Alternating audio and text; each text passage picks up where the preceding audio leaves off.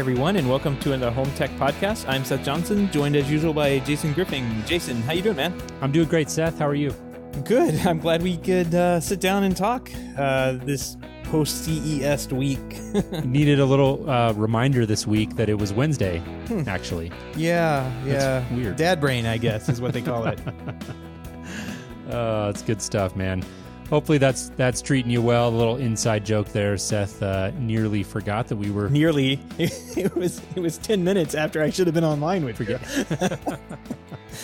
We have a show this week, though. Yes, we do. We've got a big show, CES wrap-up, and I'm sure anybody listening out there who's got kids, especially young ones, can totally relate. So I'm glad we were able to corral you into recording a show. This is our big CES wrap-up episode. Ton of stories came out of Vegas as usual. A lot of different facets to CES, obviously. So we've done our best here to pull out what we think were the most relevant or interesting home technology stories, and look forward to diving in and sharing our thoughts on some of those. Absolutely. But before we do get on that, we do need to give a shout out to a new patron we have.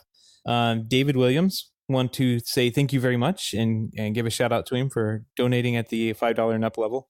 If you do that, get a shout out here on the show, and of course access to the Hub Slack channel that we have, which has had quite interesting time this last week discussing all the fun stuff that has been going on at CES, and even at the Builder Show there in Orlando. I guess Vanilla Ice was there, and one of our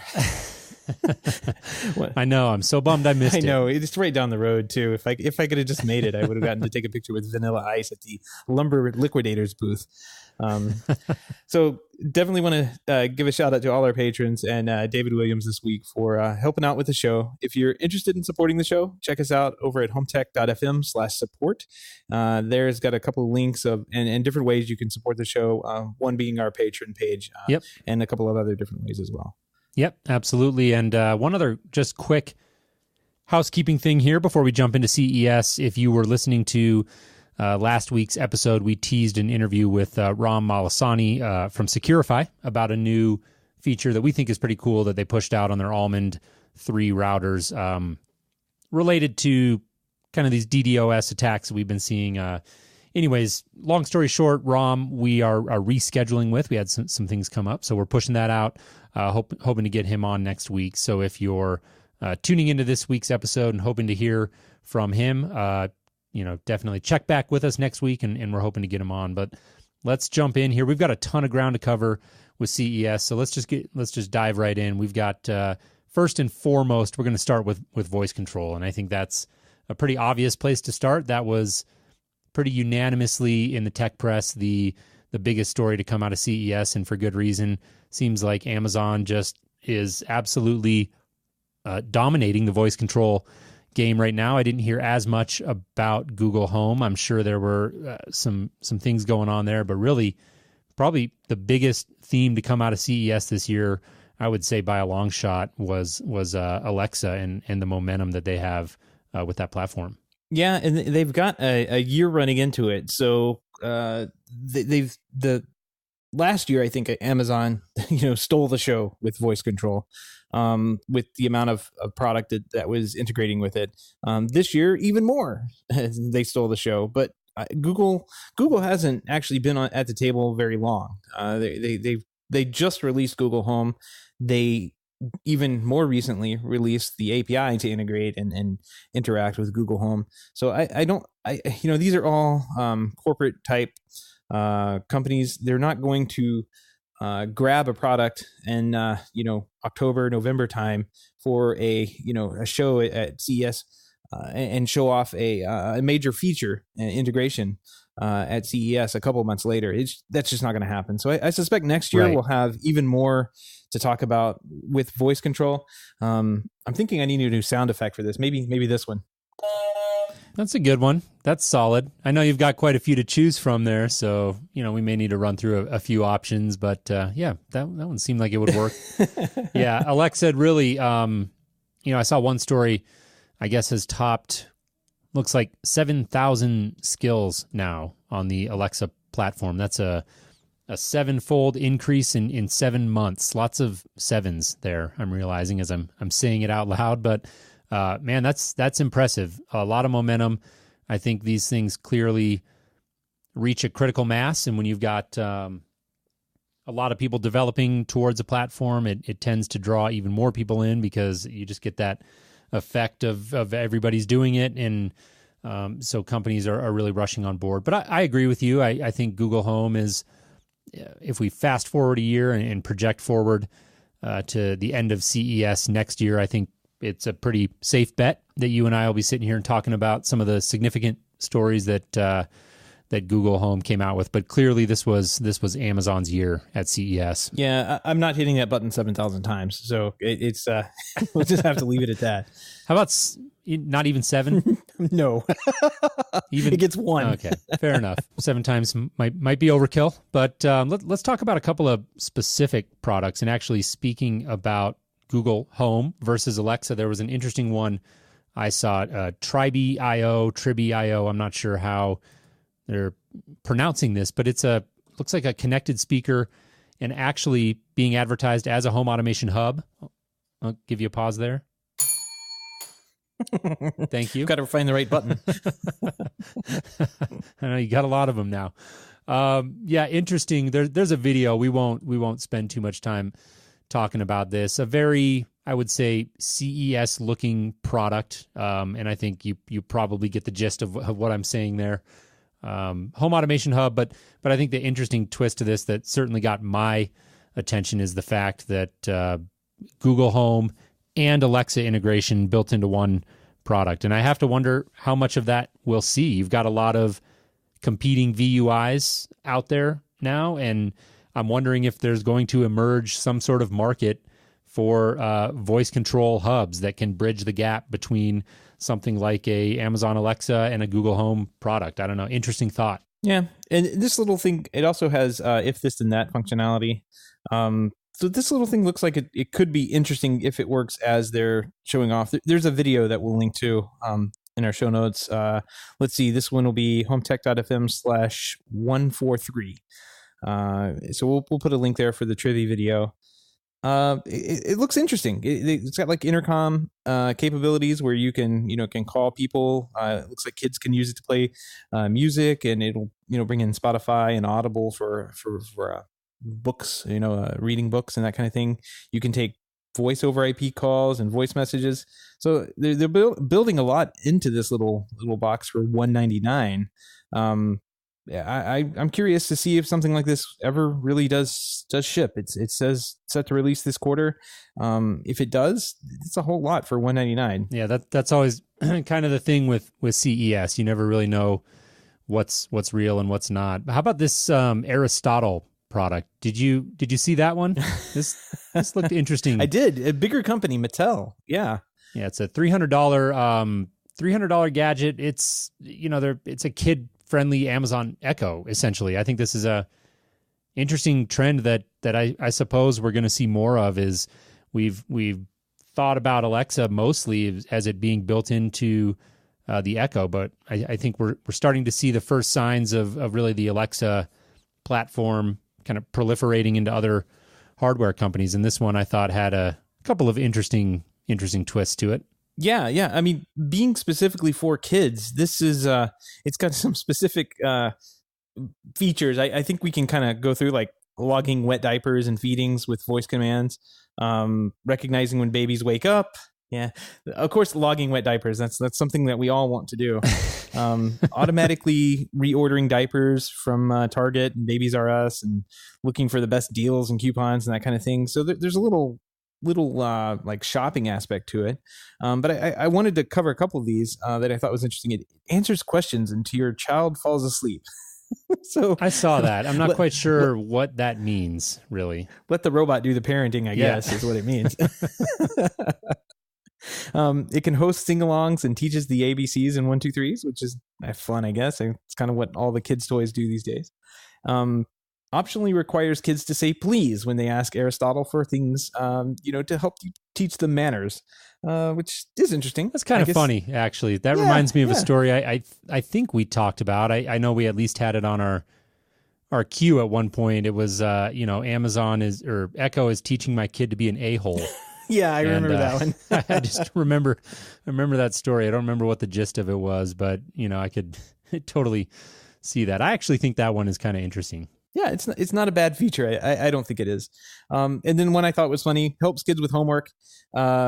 Yes, I think Siri does a pretty good job helping with homework. When you ask her anything that's outside, she's like, let me Google that for you. And of course you get the answer that way. So yeah, that could be something that helps kids with homework. So it's just asking Aristotle, what the answer to 2 + 2 is, and she'll tell you. So question for you. Are you guys logging wet diapers at your house? We are not logging wet diapers. Okay. If I did, I need more paper to log with.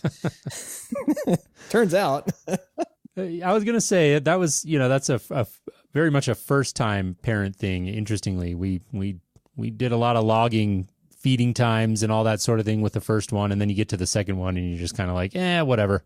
Yeah, I can see the appeal, especially because we just don't know what we're doing.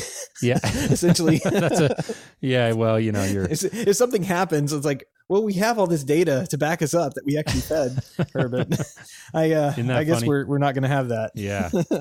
Well, hey, speaking of not knowing what you're doing, and that may be a tough segue because this guy's had a lot of success with the company, but CEO of Sonos stepping down. Big story. Beautiful, Jason. Beautiful. Oh my gosh. Oh man, that was a good segue. Perfect. So longtime 15-year veteran founder of the company, John McFarlane, is stepping down as CEO from Sonos, which this was kind of post CES news, but definitely kind of fell into our news cycle, at least is how we record the show every week. And he's going to be replaced by veteran of the company, Patrick Spence. One of the interesting quotes that we'll pull from one of I think the Forbes article we'll link to in the show notes. McFarlane said, "I fell into the trap where I've been watching voice recognition for years. I tried Echo in the beginning and wrote it off. It sounds familiar to me.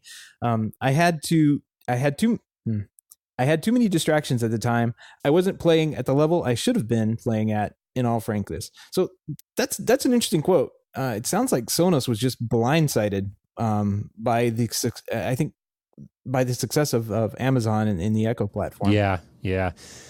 And I'm not trying to troll the guy. You run a big company like that, and there's only so much bandwidth to go around. I actually really respect that quote. It sounds like he's taking ownership of the fact that they did, in a sense, get blindsided, like you said, by voice control. I don't think they were necessarily positioned as well as they could have been for it. But, they've been a hugely successful company. I know that they certainly haven't done everything perfectly, and CDA integrators will have a lot to say about that, including you, Seth. You kind of take your weekly jabs at Sonos, but we wanted to put this one in here in this particular spot in our episode because there is a big voice control tie-in, and that was really one of the big things that allowed Echo to come in and really take a lot of market share from Sonos, and I think they're. We saw a big pivot from them last year, and there was a lot of news and talk about what was going to happen there. They've got their Echo integration, which is, I believe, still forthcoming. I don't think that's out there yet, but I could be wrong on that. I think early 2017 was when we were expecting to see that. So like a lot of tech companies, Sonos is just evolving and having to adapt to market conditions like everyone else. So I think this is representative of that, and we'll be interested to see if this has any direct bearing on the immediate path of the company. Yeah, there was a rumor floating around out there, and I think this is what Richard was alluding to in our fireside chat last year, that Sonos was going to be acquired by Apple, and that I saw some speculation somewhere that the deal fell through, and John McFarlane is stepping down, and they're going to bring in some new blood to either sell the company or take it public. I'm not sure, but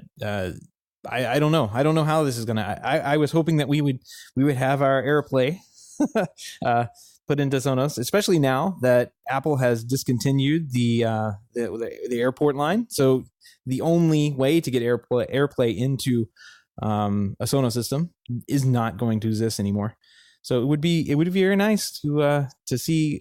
I'm encouraged by this Patrick Spence guy, because I went over to his Twitter account and started looking at stuff that he retweets and talks about, and he talks about integration with other things, and he talks about one of the things he retweeted was a guy who had hooked up this, like, there's a $5 app that you can get on the App Store, and you can make your Sonos system into kind of like a PA system or an intercom system just by using an app. And I clever deal. And the CEO of Sonos now is tweeting out how to do that. So I thought it was pretty cool, and I'm kind of encouraged by what I see. So I hope we get less of the millions and millions and millions of dollars being spent on marketing in New York showrooms, and maybe some, investment into the product where, we get that outdoor speaker we've been promised for over 2 years, and, possibly AirPlay would be nice. So maybe an API that integrators would actually does something. Yeah, so you get favorites and recently played. Yeah. They've got some work to do, but man, they really paved the way for this whole category. So you got to give them credit. Oh yeah, you got to give them credit for that, and they've done a lot of great things. And so I'm rooting for them. I think Sonos is a great product, and I'm hoping that this is if anything, represents a change for the better for the company. But let's move on. That's kind of enough on voice control. It's getting a ton of coverage out of CES, and that whole category is obviously exploding and really exciting, and a lot to talk about there. But one of the other big categories that comes out of CES every year is TVs, and so we want to make sure we jump into that, and we're going to start with Sony, a brand that I'm very familiar with. We sell here at our company in Denver, and I'm really a big fan of what Sony does. I think widely regarded as one of the high quality display makers. But the interesting, really number one takeaway for me from CES this year on the TV front is Sony's official entry into the OLED game, and this to me is just an interesting story. OLED is a beautiful TV technology. I think that is pretty much universally accepted, but for years we've just heard Sony being, I would say, dismissive about the technology, and obviously a lot of that was marketing, and they just had to tout the fact that their LEDs could compete with the technology, and they were arguing in some ways even surpass it. But I think, Seth, on last week's show, you made a great point, and it always just felt like Sony was squeezing every last bit of performance that they could out of LCD and LED technology, and that it was almost inevitable that they would eventually get into the OLED game, and here we are. So they showed an OLED panel. My understanding is they didn't reveal any pricing on that. My understanding is also that it was widely regarded as being very, really, really nice TV, which doesn't surprise me at all. So I think, like I said, that's probably the number one story that I saw come out of the display and TV category at CES, which is one of the biggest categories to come out of that show. I think this was a big year for OLED as a technology, and to see Sony jump in, I think really bodes well for the future of OLED as a prominent TV technology in the home. Yeah, I completely agree. It's clearly the better, or I wouldn't say better, but it has the most potential as a technology over something that is decades old, like LED. Like OLED is definitely the newer technology. It's the hot technology. They just had to figure out how to make it at scale, and it seems like most manufacturers have figured that out now. You're saying the Sony is making a big splash, but the LG TV, they definitely made a bigger splash. LG showed off a TV that was 3/4 thick, and this thing was tiny, and the only way you can do that is make a TV with OLED. So that technology is going to kind of move video displays into the next realm that we're going to get of performance and everything. What's good, I think, with Sony getting into the game is that OLED is going to get better, because Sony, like I said last week, really squeezed out the performance inside of LED. Now we're going to get to see what they get to do with OLED. Right. Excuse me. Right. Yeah. And you spoke about, some of the manufacturing challenges. I thought, interestingly, saw a story over on strategy.com where LG is actually displaying the OLED, or manufacturing the OLED panels for Sony, or at least supplying them. And so that's not a huge story in and of itself. That may, if you're not, if you don't follow TV manufacturing at all, then that might sound sort of incestuous or weird. But I think of that stuff happens all the time, is my understanding. There's a lot of, cross OEMing and things like that go on in TV manufacturing. But I think, to your point, it does speak to the fact that just having another big manufacturer enter the fray with OLED will help drive those costs down. I mean, we're already seeing that significantly. OLED TVs below $2,000 now, which 2 years ago was unheard of.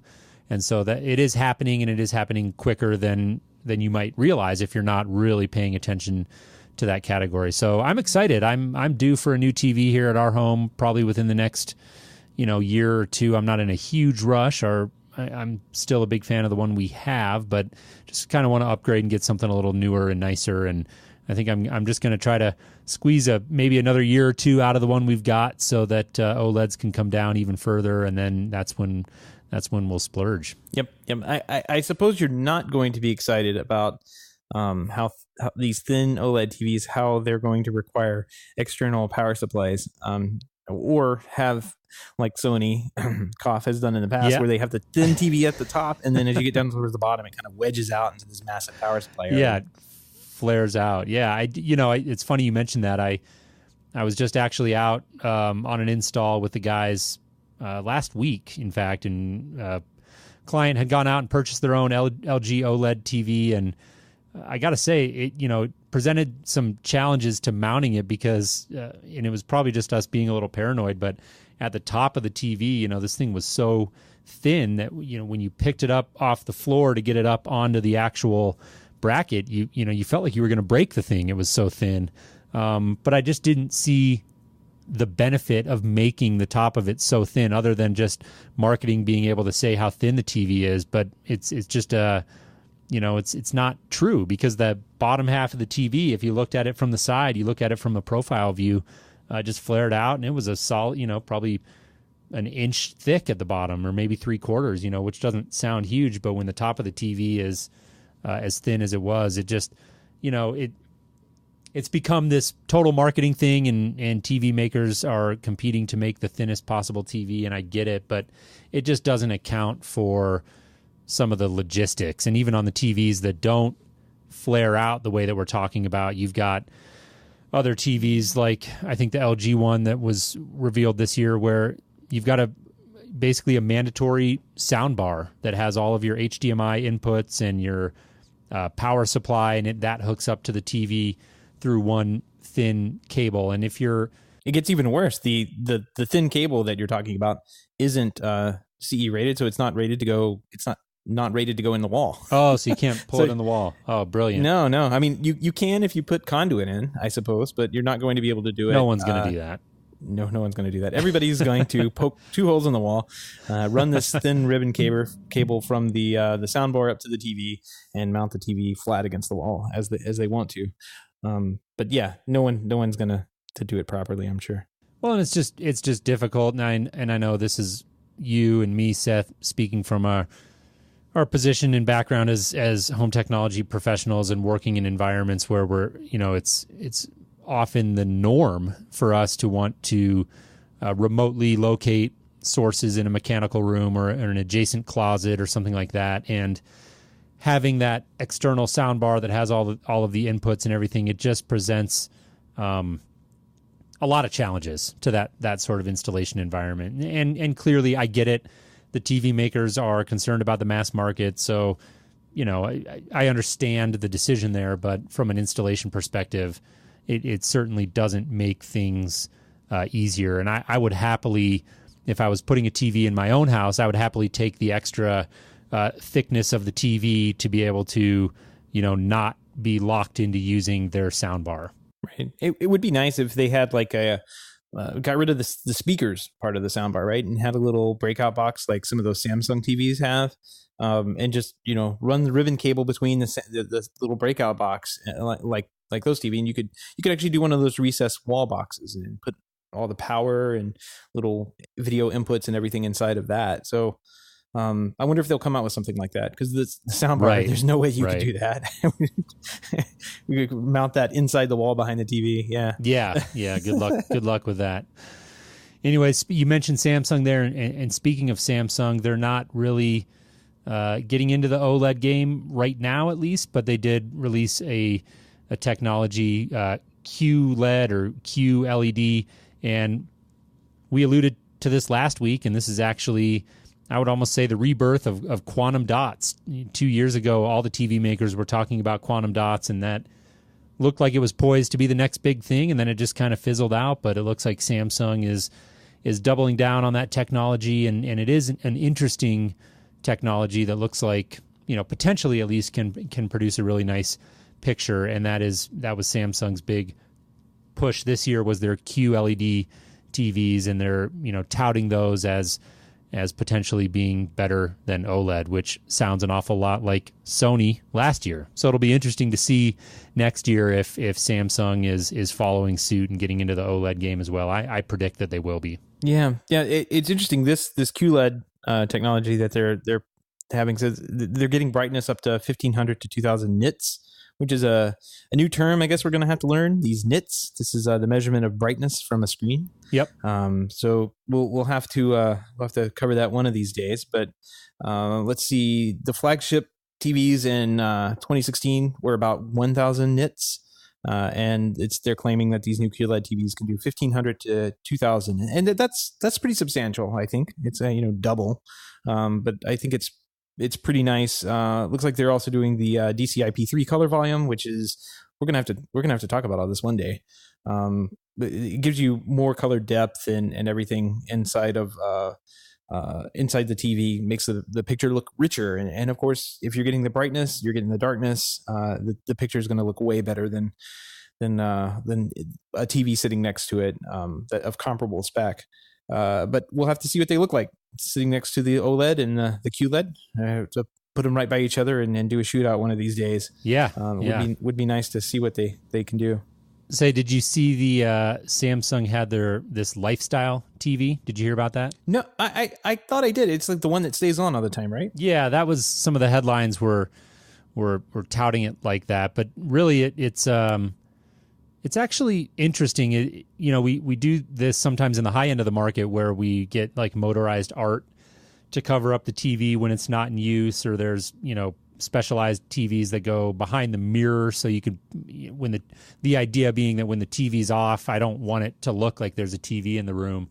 And that is this lifestyle TV that Samsung was showing is aimed at solving that problem. I could see a lot of people that are live in nice homes and are really sensitive to maintaining that aesthetic, and maybe they want a TV in the living room to watch when a sporting event or who knows, the Grammys is on or something like that. But when it's off, they want it to look nice, and that's what this thing does. Actually, it looks like a piece of art, and I don't know if you can kind of put your own art on it or if you're stuck to using theirs, but it's built with a nice frame, and I believe it comes in different styles. So interesting product. Don't know what the price is on that. I know that when we do motorized art covers for TVs in our installations, those can get pretty expensive. So if Samsung can come out with a nice solution that's an all-in-one, and you just put it up on the wall and you're done, I think that could be a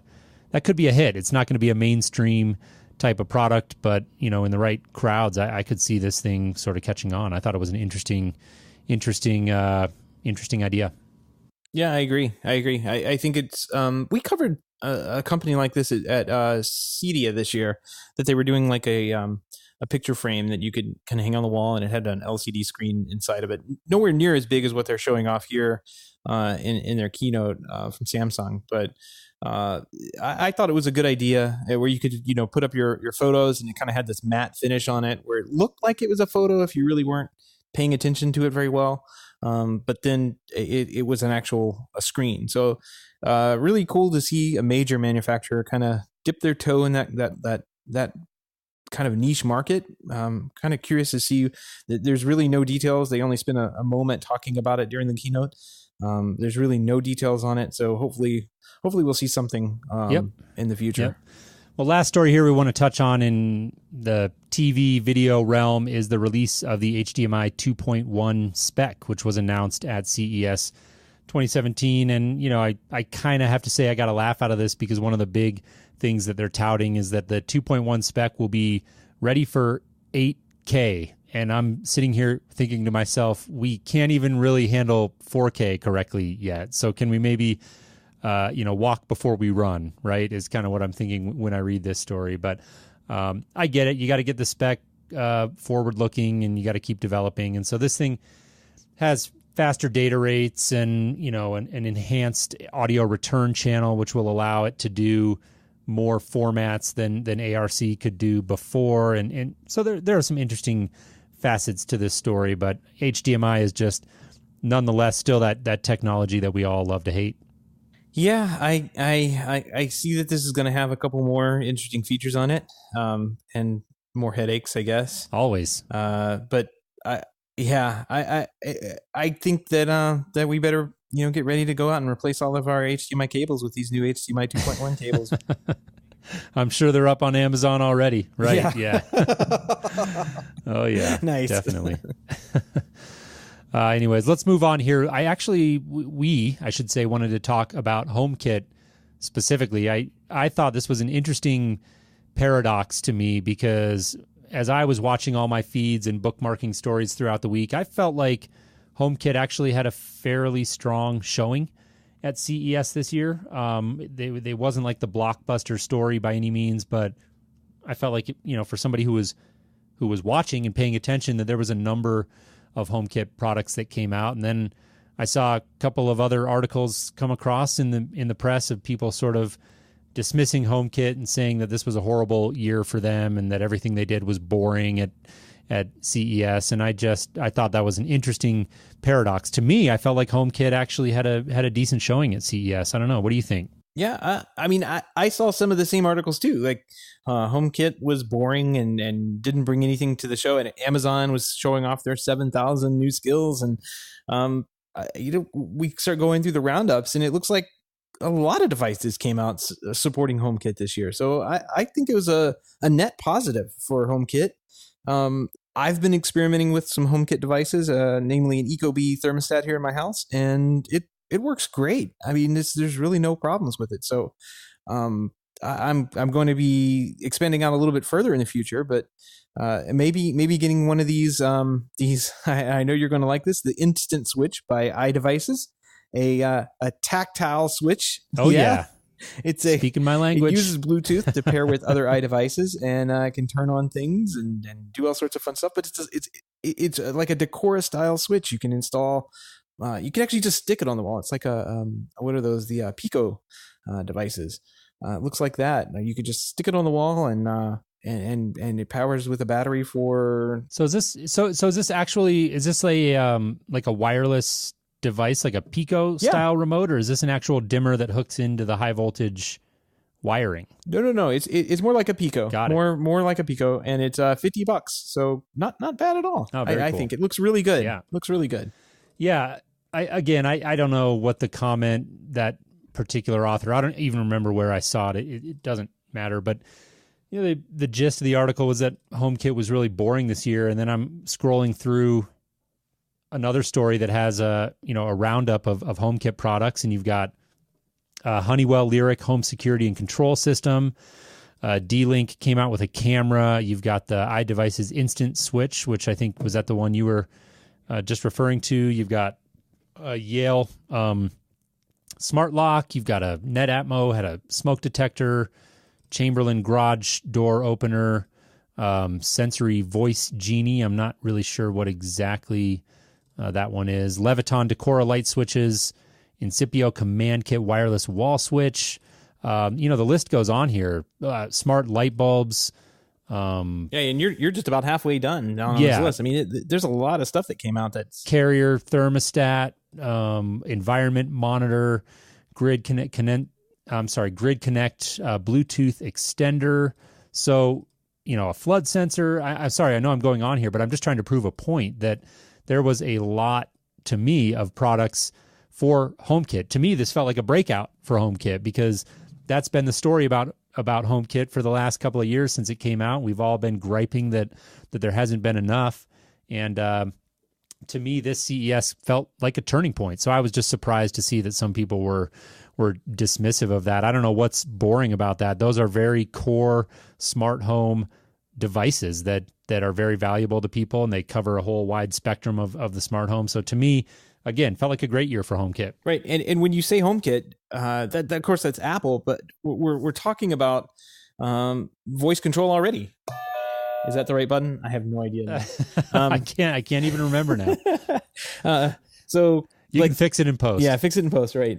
The Siri is built into HomeKit. That was the very first integration with Siri was into HomeKit. So this has been kind of like sitting there for a couple of years now, and people are now just starting to build out the devices and put them into the Apple HomeKit ecosystem. When you do that, you get voice control automatically, which you don't do if you build a device and then have to build your own Amazon skill and all that information that goes into that. So all these devices we talked about have Siri voice control built right into your phone or whatever device you're walking around with, your watch, whatever. Yeah. Here's one that I liked. Looks like August came out with a new smart lock that works on Mortis kit. And so, some people may not be familiar with Mortis locks, but those are used often on, I don't want to say exclusively higher end homes, but they're nicer. Mortis locks tend to be a nicer door hardware. They tend to last longer and not wear out for various reasons I won't go into here. But I was interested to see that August came out with a lock targeted at the Mortis lock. And here was the other facet of the story that I really liked, Seth. They integrate out of the box with the Logitech Pop home switch. So many of these buttons. So we're gonna need a sound effect for physical, tactile control. I'm a big fan of that. But I thought this was an interesting one. I don't want to dwell on it too long, but the fact that August is kind of looking at Mortis locks is an important part of their catalog. I just found interesting because that's a lock that I've typically seen in more specialized higher end installations. Yeah, I haven't. Maybe I just don't know what I'm looking at, but I haven't seen this particular style lock or heard of it.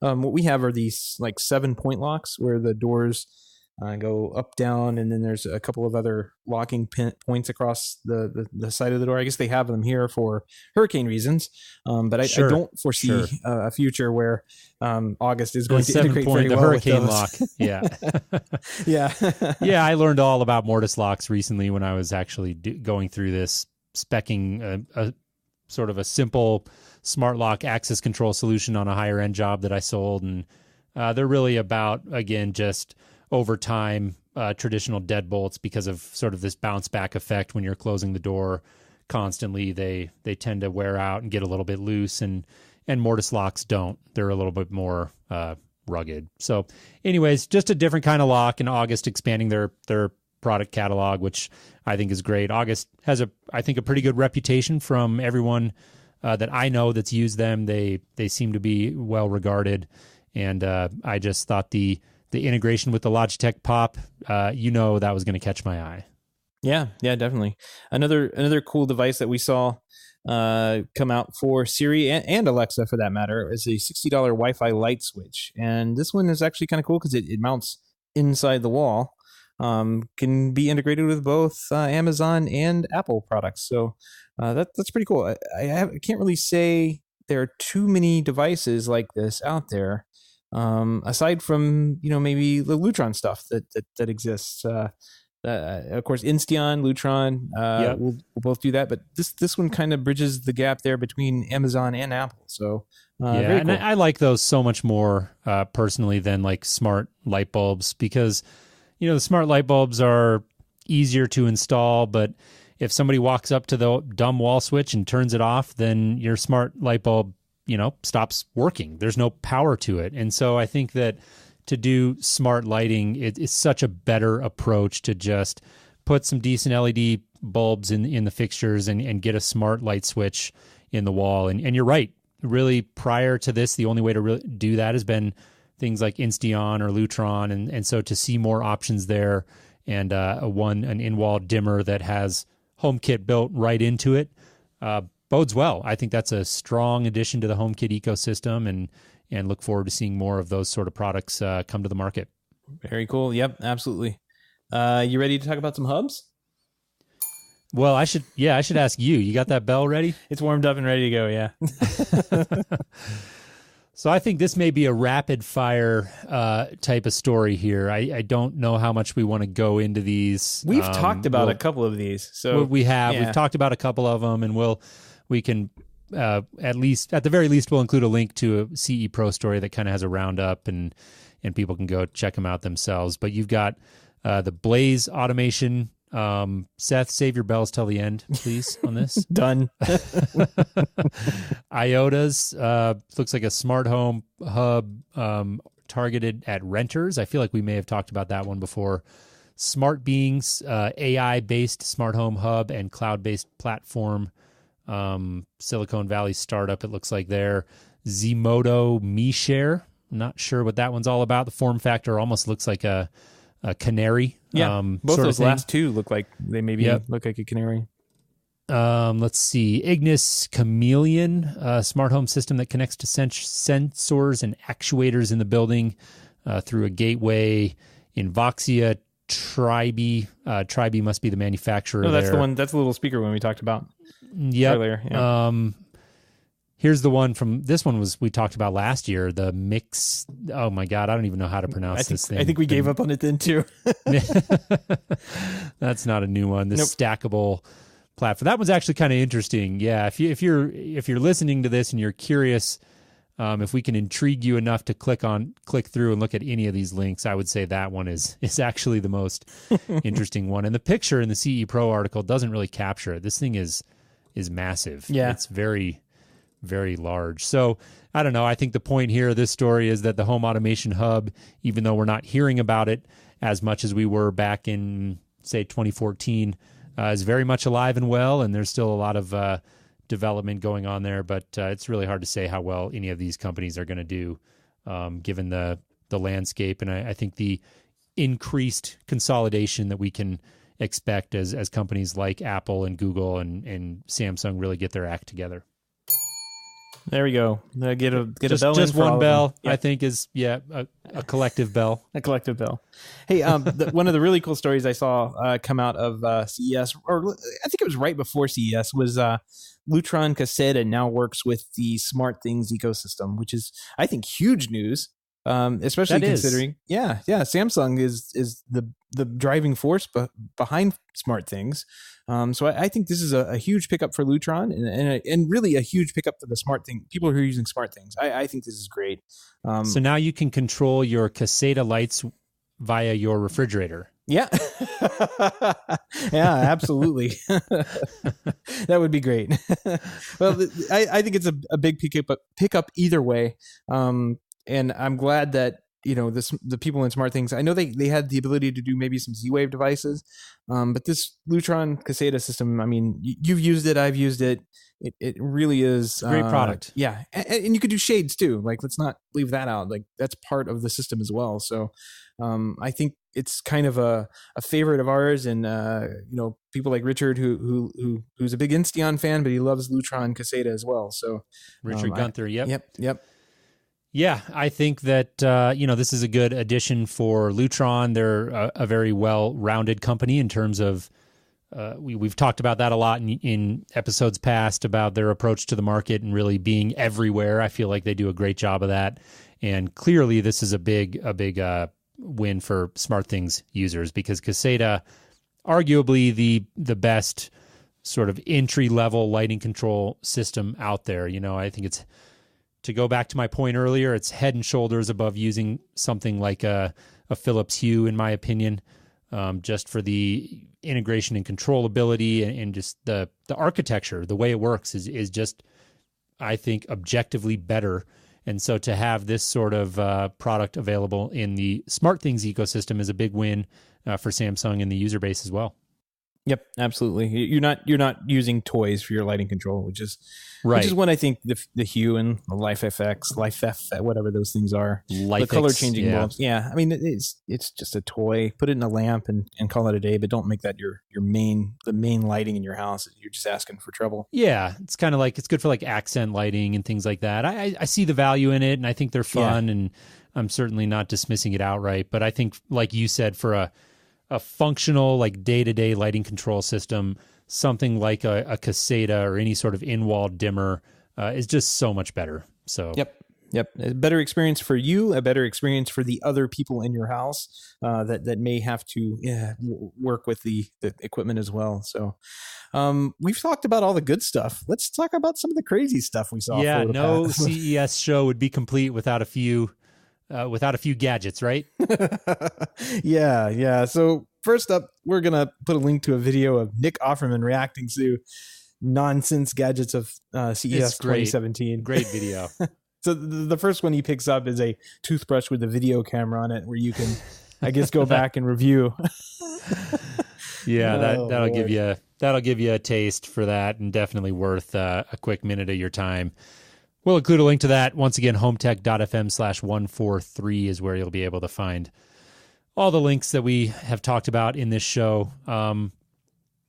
CES is very much a gadget show, and some of them are silly, and we like to have a good laugh at them, but some of them are a little more useful and sort of problem-solving devices. I saw one interesting story in Electronic House where they kind of rounded up a number of products that are designed to, I guess, basically add smarts to existing, non-smart devices. So you've got this, for example, Microbot Twist, which is like this little, I think, battery-powered actuator that kind of twists, and you can use it, I guess, to turn deadbolts or doorknobs or who knows what. You've got these products that go over the dial on your oven to turn on the burner, so you can take a dumb oven and presumably use a smartphone to turn on the burner. I don't know how good I would feel that seems about safe. that. I'm just looking at the pictures. I don't know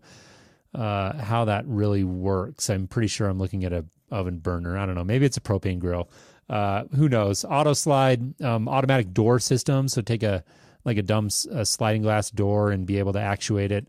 So things like that are kind of interesting. That was one of the stories we talked about coming out of Cedia, and I'm drawing a blank right now on the name. I feel bad, but it was that product that could take, roller shades or blinds. Oh, the window one. And AXIS, yep. I think. Yeah, that one. So I think products like that are interesting, to be able to add smarts to just things like that in your house without having to make a big investment, I think could be very useful. And if you can get those things to integrate into a larger ecosystem, like a HomeKit, for example, I think they become infinitely more useful, because having all of these little oddball point solutions around your house with their own app, that's where you get into a lot of just fragmentation and frankly not a very good user experience. But I thought some of these products were kind of interesting nonetheless. Yeah, you glanced right over the coolest one on that page, which is the Microbot Push. It's a $42 wireless robotic button pusher. It sits on top of any button pusher and pushes it. I saw this one and I was trying to think what buttons in my life I could actually use to push. Right here, I've got these. You can push all of these. Like, it would be great. Well, yeah. So it would give me the ability to remotely push those buttons. I don't know. This one is interesting. The one thought I had when I saw this thing, this actually I don't think is a new product. I think this one's been out for a little while, and I remember seeing it in the past, and I remember thinking, as an integrator, sometimes you come across these older, you're putting in a system maybe in an older client's house, and they have like a VHS player or the Toad devices. Yeah, something that has a physical hard CD changers. Sometimes I saw those where you've got a button on there that you have to push to get the thing to power on and off, and there's no way to control it from a control system. And I remember when I saw this device, I was thinking, well, that could be an interesting use case, but what are you going to use that in? Maybe 0.1% of your projects. So I don't know. This one's questionable to me. I see it, but I'm just trying to think. I guess I just don't have enough buttons in my house. I don't know. Well, if you don't have enough buttons, maybe you'll have enough hair for the connected hairbrush that Whitings and L'Oreal have come out with. And this thing can it sits there and count how many times you've combed your hair. I guess it's a $200 hairbrush. Oh my! That connects to and we'll be shipping sometime mid 2017. So. Yay, CES. Thanks for all that good stuff. That's a good one. That's a very CES story here. We've got one that probably could have fallen under our voice control category here, but kind of interesting. This reminds me of our fireside chat a few weeks ago with Mike Wolf, and he was making predictions for 2017, and robots was one of his big ones. And it looks like LG had a voice activated robot that I don't know what this thing does. I guess hangs out around the house and acts like your buddy. It looks like it has Amazon built in, so it's got a speaker.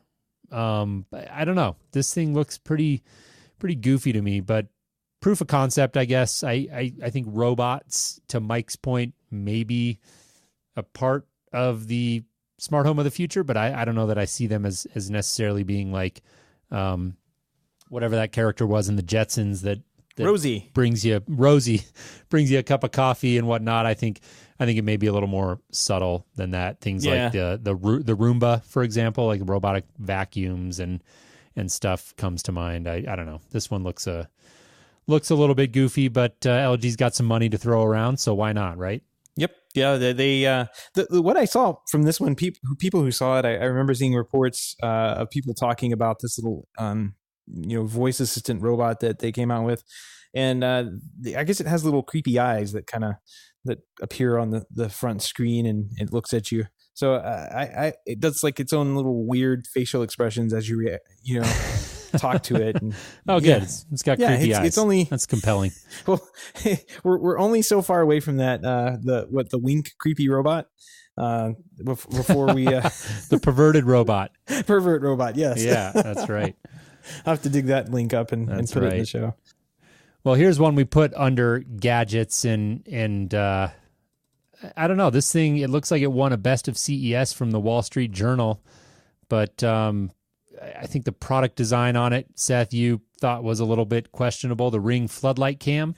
Questionable is a good word for it. Yeah, maybe putting it lightly. It is ugly, I got to say, but functionally, I think this product is actually kind of cool. I don't know.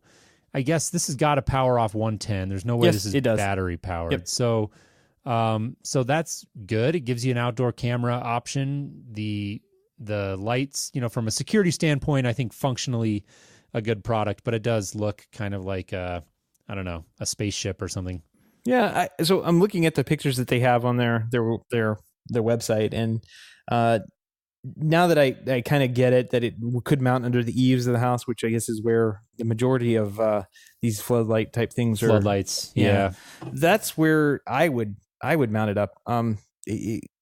At my house, I definitely could use maybe 2 of these, so I might go out and get them, even though it's kind of ugly. I guess if it's tucked up under there and not kind of like front and center, how they have it on their marketing images, I'd be okay with it, because I have a couple of spots that I would like to see that floodlights are perfect for, and I would like that. So I'm not as down on this product as I think you might have been initially. The looks are pretty horrible. I don't think it's the pretty. I certainly don't think it's the prettiest thing in the world, but it's funny because we get in these conversations a lot with our clients when we're selling like professional camera systems, and occasionally they'll ask for something that's really discreet and hidden, and I'll explain that part of the value of having a camera on the front or the side of your house is the deterrent factor, in my opinion. And so I think that right. Not the prettiest thing in the world, Seth, I'm going to give you that one, but again, I think functionally a good product, and I think a decent addition to Ring's catalog. So if you want to see an ugly Ring product, go take a look at the accessories and look at the Chime Pro. And I will just leave that one to our listeners. You'll just leave that right there. Yes, the Chime Pro. Don't know what they were thinking when they made that. I don't know that I've seen this. So I've seen is that different than the Ring chime? Oh, wait. One would think yes. It just, they decided that maybe the Ring, the chime didn't have, enough antenna inside of it. So what do? They see it. Okay. That's funny. I didn't realize. Looks like the Beavis and Butthead character, the Cornholio. What I can't unsee it now, can you? That's good. I actually didn't even realize they came out with that. So I saved the best for last here. Yes, I think you did. We're going to close the episode on this story. It's the best gadget that I saw. And this is it's an underwater drone with a fish luring light and baiting system to help you hook the big one. So now you can go fishing by drone. You don't even have to hold a fishing rod. Amazing. This is beautiful. So I'm looking at the little picture of it on the story here, and it has the drone with the camera and the bait light, and it not only the drone swimming around underwater, but it's got your line in its little like hand that reaches out, and it goes and it's putting it in front of a fish. Like, how lazy can you possibly be to take the most relaxing sport and do this with it? The power ray is what it's called. Now, here's the best part. It's going to sell for between $2,000 and $3,000. This is incredible. Yeah. I think that the picture in this story here of the power ray underwater with a fish swimming up to bite the bait may have to be the episode image I think it will CES this year.